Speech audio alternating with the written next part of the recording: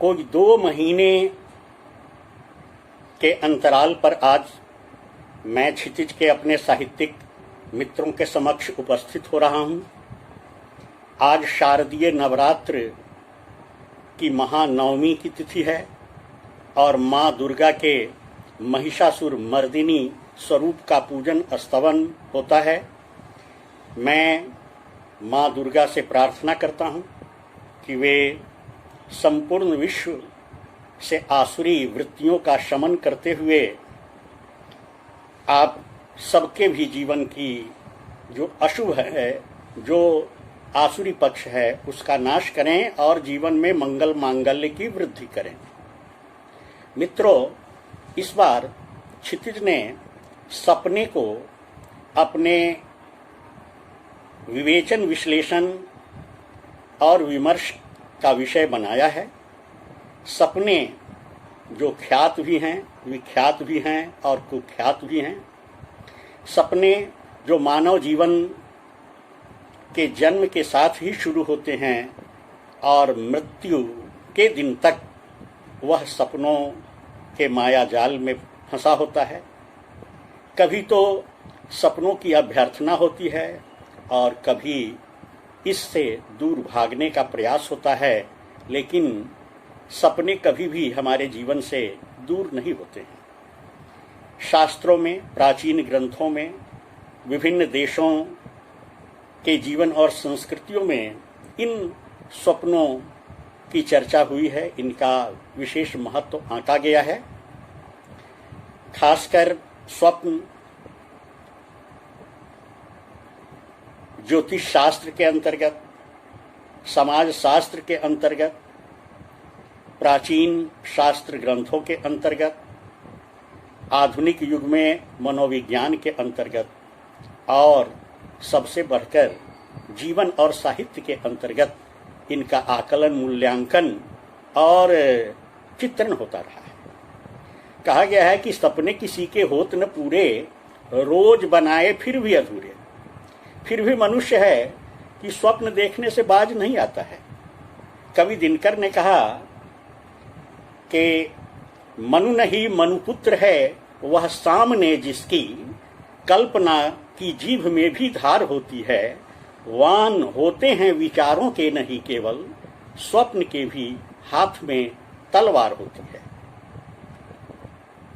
संत कवि कबीर ने भी सपने को कहा कि सुपने में साई मिला, सोवत लिया जगाए, आंख ही न खोलूं डरपता, मत सुपना हो जाए।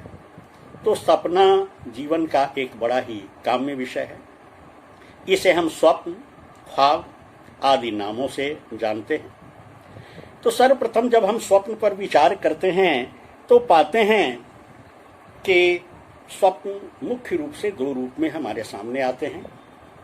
एक तो निद्रितावस्था के स्वप्न हैं और दूसरे जागृतावस्था के स्वप्न हैं।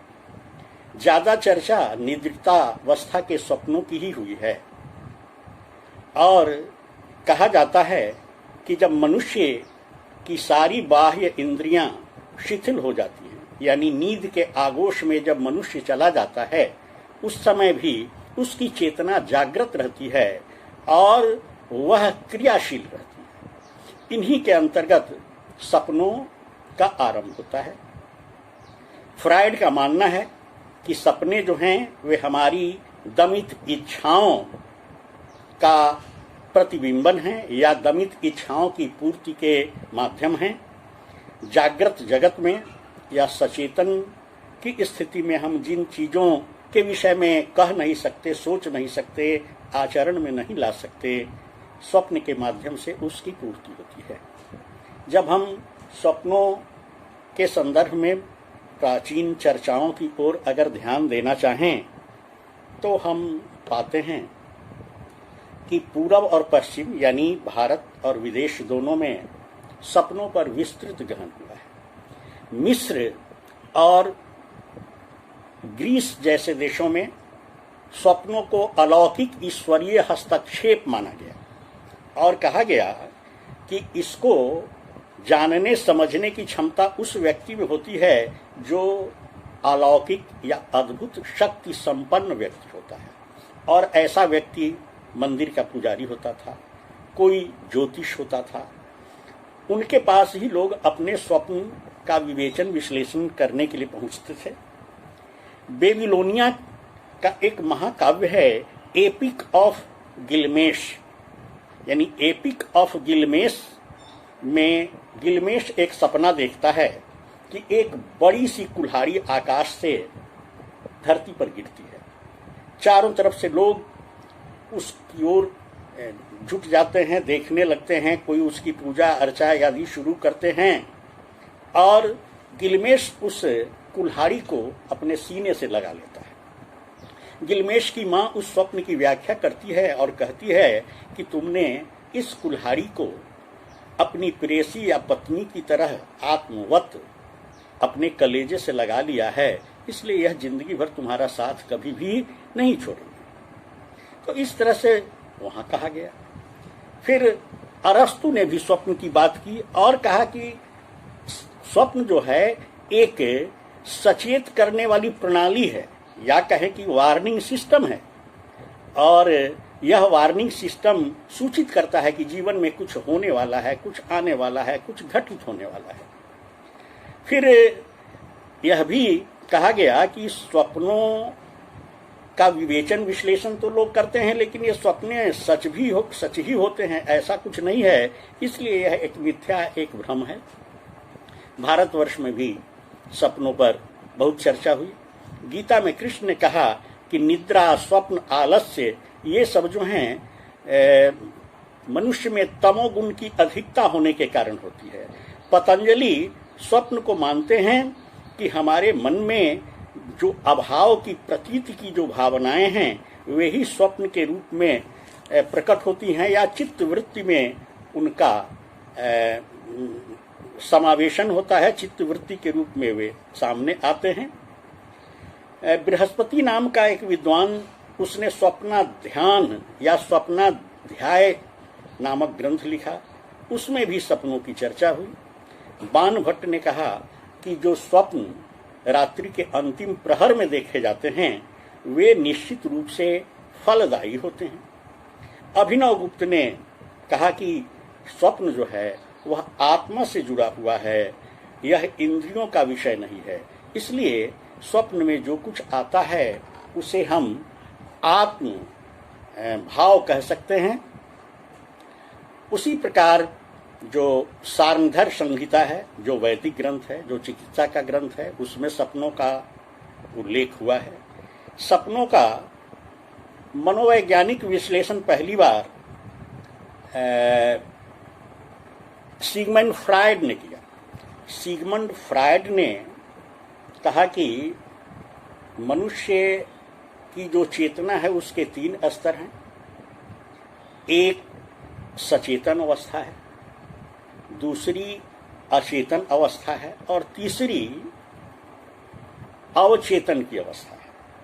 सचेतन अवस्था वह है जिसमें हम संसार के सारे क्रियाकलाप प्रत्यक्षतः करते हैं, यानी वे समाज द्वारा स्वीकृत होते हैं, समाज द्वारा निषिद्ध नहीं होते, और हमारे अचेतन में बहुत तरह की कामनाएं होती हैं, इच्छाएं होती हैं जो दबी रहती हैं, जिनको हम कभी प्रकट नहीं करते। जैसे कामेच्छा है, किसी के प्रति मन का आकर्षण है, ये सारी बातें हम प्रकट नहीं करते, ये मन में दबी रहती हैं। लेकिन रात्रि में स्वप्न के समय जब मनुष्य की सारी इंद्रियां शिथिल रहती हैं, किसी भी तरह का कोई बाह्य प्रतिबंध नहीं होता है, सामाजिक पहरेदारी नहीं होती है, उस समय ये स्वप्न के रूप में प्रकट होते हैं और हम मन के अनुरूप अनेक सपनों के लोक में भ्रमण करते हैं। इन सपनों को फ्रायड ने कहा कि ये कई प्रकार के होते हैं, लेकिन ये संक्षेपण, विस्तारीकरण, मानकीकरण और नाटकीकरण, इन 4 रूपों में अपने को व्यक्त करते हैं। यानी ये प्रतीक रूप में आते हैं, इनको कई बार ये संक्षिप्त रूप में आते हैं, कई बार ये किसी घटना के नाटकीकरण या उसकी पुनरावृत्ति जैसी होती है। ऐसा होता है कि दिन भर मनुष्य जो कुछ देखता है, सुनता है, समझता है, वह उसकी चेतना के भीतर चली जाती है और उनमें से बहुत सारी बातें रात्रि की नीरवता में प्रकट होती हैं। तो इस रूप में फ्रायड मनुष्य की जो दबी हुई काम चेतना है, कामेच्छा है, अतृप्त कामेच्छा है, उसी को स्वप्न का कारण मानते हैं। उनके अतिरिक्त चार्ल्स युंग ने कहा कि नहीं, केवल दमित भावना या कामेच्छा ही स्वप्न का कारण नहीं है, बल्कि स्वप्न भी हर व्यक्ति के भीतर के स्वप्न अलग अलग तरह के होते हैं, उनके प्रतीक अलग अलग होते हैं। उसने कहा कि कुछ बातें सामान्य भी होती हैं लेकिन कुछ भिन्न भी होती हैं, और एक ही स्वप्न अलग अलग व्यक्ति के लिए अलग अलग प्रतीक और अलग अलग अर्थों में प्रकट होता है। स्वप्नों के कई प्रकार हुए हैं, लेकिन मुख्य रूप से शुभ और अशुभ दो तरह के स्वप्नों की चर्चा होती है। कुछ स्वप्न शुभ होते हैं, अगर हम देखते हैं तो माना जाता है कि जीवन में कुछ अच्छा होने वाला है, और कुछ ऐसे प्रतीक होते हैं जो अशुभ होते हैं, और उनको कहा जाता है कि इन सपनों को देखने से मनुष्य के जीवन में कुछ गड़बड़ होगा, कुछ गड़बड़ी की संभावना होगी, या कुछ भी गलत हो सकता है। तो दो तरह के स्वप्न होते हैं, जैसे सर्प, स्वप्न में सर्प को देखना, स्वप्न में हाथी को देखना, स्वप्न में समुद्र को देखना, स्वप्न में किसी भयावह आकृति को देखना, इन सब के अलग अलग अपने स्वरूप और अलग अलग अपने फल होते हैं। इन सपनों की बातें जब होती हैं तो साहित्य की दुनिया में स्वप्नों का बड़ा स्वागत हुआ है। खास करके फिल्मी दुनिया ने स्वप्नों को अलग अलग रंग रूपों में चित्रित करने का प्रयास किया है। कभी तो वह मैंने तेरे लिए ही 7 रंग के सपने चुने, सतरंगी सपनों की चर्चा वहां होती है, और कभी कभी ऐसा होता है कि जिंदगी कैसी है पहेली, तो ये कभी हंसाता है, जिंदगी कभी हंसाती है, कभी रुलाती है, या मेरे सपनों की रानी कब आएगी। तो सपनों का जो प्रकार है, इस रूप में हम देखते हैं कि दो तरह के स्वप्न हैं। एक स्वप्न निद्रावस्था के स्वप्न हैं, उन पर अपना नियंत्रण नहीं होता है, लेकिन मनुष्य के मन का संस्कार, मन का चिंतन, जो दिन भर वह कुछ देखता है, समझता है, सोचता है, या उसके जिंदगी में जो भी संस्कार अर्जित होते हैं, जमा होते हैं, उनका असर या उनके अनुरूप वे स्वप्न होते हैं। तो एक स्वप्न निद्रितावस्था के, लेकिन दूसरा स्वप्न जागृतावस्था के। जागृतावस्था के स्वप्न के विषय में कुछ चुटकुले भी होते हैं। लोग कहते हैं कि क्या, अरे दिन में ही सपना देख रहे हो, तो ऐसा कहकर एक खिल्ली उड़ाई जाती है, मजाक किया जाता है। लेकिन वास्तविकता यह है कि हमारे जो जागृतावस्था के स्वप्न हैं, जिनको हम दिवा स्वप्न भी कहते हैं, उनका भी मानव जीवन में बहुत महत्व है। बल्कि हम जागृतावस्था के स्वप्न को 2 कोटियों में बांट सकते हैं। एक ऐसे स्वप्न हैं जो संकल्प और श्रम से युक्त हैं, एक लक्ष्य निर्धारित उनका होता है, और उसके कारण मनुष्य जीवन में बड़े बड़े कार्यों को संपादित कर पाता है। हमारे स्वर्गीय माननीय राष्ट्रपति कलाम साहब ने सपनों के विषय में बहुत सारी बातें कही हैं, और खास करके वे कहते थे कि लोगों को सपने देखना चाहिए, बच्चों को सपने देखने चाहिए, ताकि वे जिंदगी में कुछ कर सके। वे सपना को कहते थे कि सपना वह नहीं है जो रात्रि की निद्रा की अवस्था में आते हैं, बल्कि सपना वह है जो हमें सोने नहीं देते, यानी हमें सदैव जागृत रखते हैं। तो यह क्रिएटिव विजन है, क्रिएटिव ड्रीम है, जो हमें निरंतर चौकस रखता है, संकल्परत रखता है, और लक्ष्य के प्रति अग्रसर होने की प्रेरणा देता है।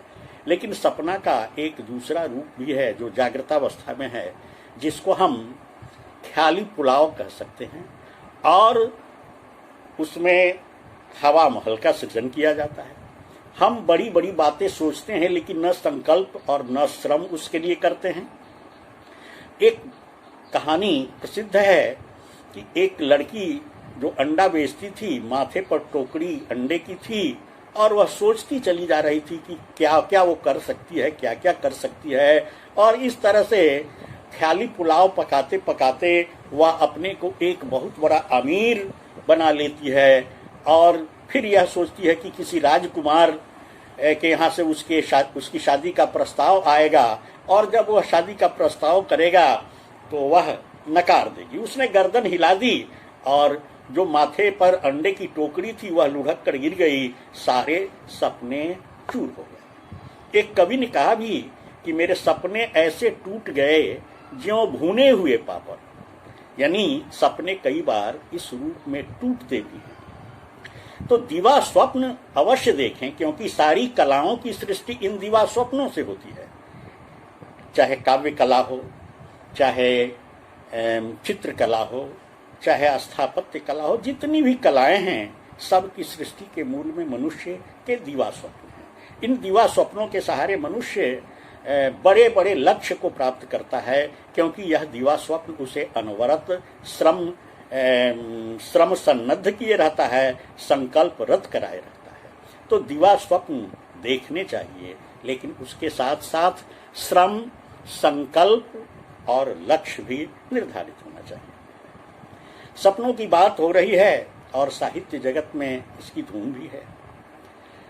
उर्दू का प्रसिद्ध शायर साहिर लुधियानवी ने कहा कि आओ कि कोई ख्वाब बुने कल के वास्ते। ये सपने जो होते हैं हमारे भविष्य की पूंजी होती है। हमारे मन के निर्जन में ये पैदा होकर उसे उर्वर बनाते हैं और उसको कई रंगों में रंगने का प्रयास करते हैं। तो शाहिर कल के लिए सपना बुनने चाहते हैं और वे कहते हैं कि ख्वाबों के आसरे पे कटी है तमाम उम्र। मनुष्य जो ख्वाब देखता है, यानी जो इच्छाएं करता है, जो आकांक्षाएं करता है, उसके लिए श्रम करता है और उसी के पीछे संपूर्ण जिंदगी वह गंवा देता है।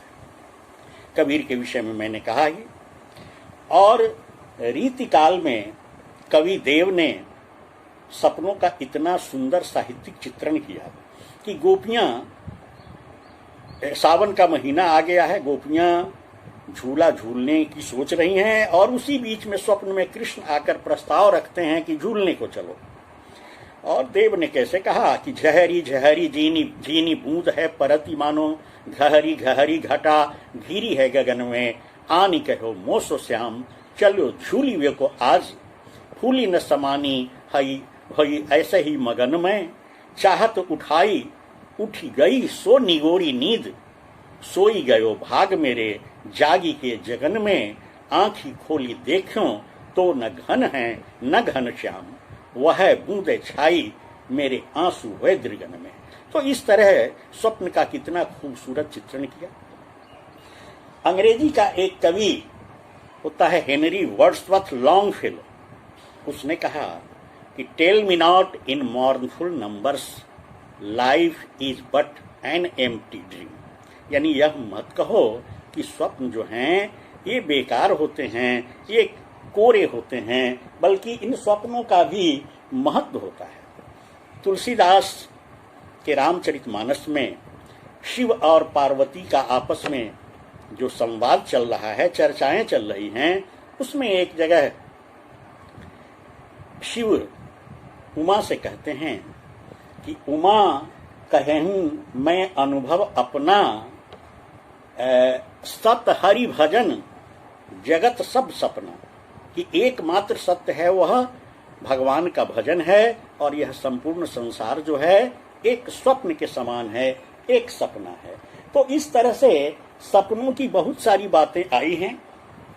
दिनकर का मैंने उल्लेख किया ही कि वो कहते हैं कि स्वर्ग के सम्राट को जाकर खबर कर दो, नित्य ही आकाश चढ़ते आ रहे हैं ये, रोकिए जैसे बने इन स्वप्न वालों को स्वर्ग की ही ओर बढ़ते आ रहे हैं। तो ये स्वप्न जीवी लोग, या कहें कि स्वप्न जो हैं, हमारे संकल्प को भी सूचित कराते हैं, हमारे संकल्प को भी दिशा प्रदान करते हैं। इसलिए सपनों का जीवन में महत्व होता है। और क्षितिज ने इस विषय को अपने विमर्श के केंद्र में रखा। लेकिन इसका महत्व तब होगा कि हम अपने सपनों को कैसे साकार करें। जीवन में सपने देखें।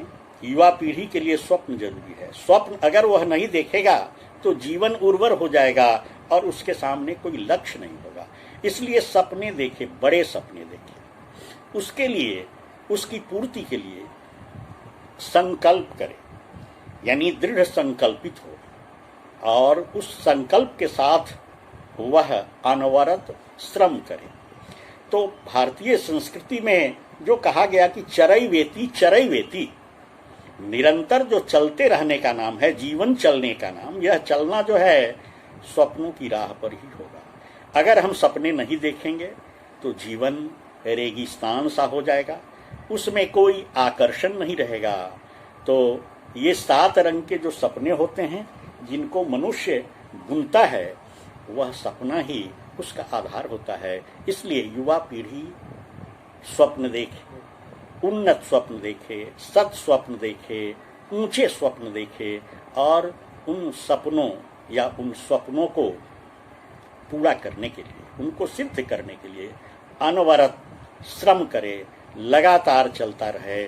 और जो चलते रहेंगे, जो चलते रहेंगे, जो कार्य करते रहेंगे, सफलता उनके कदमों में आएगी। तो इस रूप में मैं सपनों के इस विमर्श को यह कहकर कि अमर रहेगा स्वप्न हमारा, यह स्वप्न निरंतर मनुष्य के जीवन में आए, समृद्धि प्रदान करे और सुखमय बनावे।